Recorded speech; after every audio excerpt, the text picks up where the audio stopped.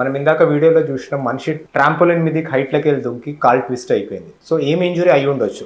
నేను యాక్చువల్లీ ఆయన ట్రీట్ చేయలేదు కాబట్టి నేను చెప్పలేను, కానీ మనం వీడియో చూస్తే మన యాంకిల్ ఇన్వర్ట్ అయ్యింది, మన మోకాలు వారస్లోకి వెళ్ళింది అండ్ కాలు మీద పడి ట్విస్ట్ అయింది కాలు.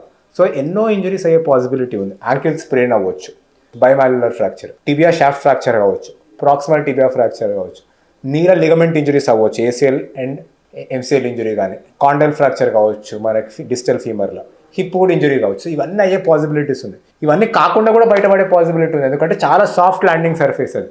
సో మోస్ట్ ఇంపాక్ట్ అయ్యి మనిషి లేచి కూడా నడుచుకుంటూ వెళ్ళవచ్చు.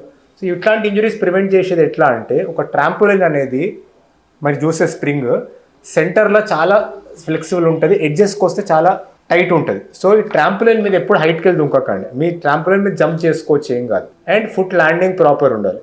ఏదైనా కానీ ఇంత హైట్ నుంచి దుంకడానికి ట్రై చేయకండి, even if it's a safe surface. ఎందుకంటే కొన్ని ఉంటాయి మనకు, కానీ అది చాలా ట్రైన్డ్ పీపుల్ చేయాల్సి వస్తుంది. ఏ ట్రైనింగ్ లేకుండా ఇంప్రాపర్గా ల్యాండ్ అయితే ఏదైనా ఇంజరీస్ కావచ్చు. ఎన్నోసార్లు మనకి పర్మనెంట్ గుడ్ డిసేబులింగ్ ఇంజరీస్ కావచ్చు. Thank you.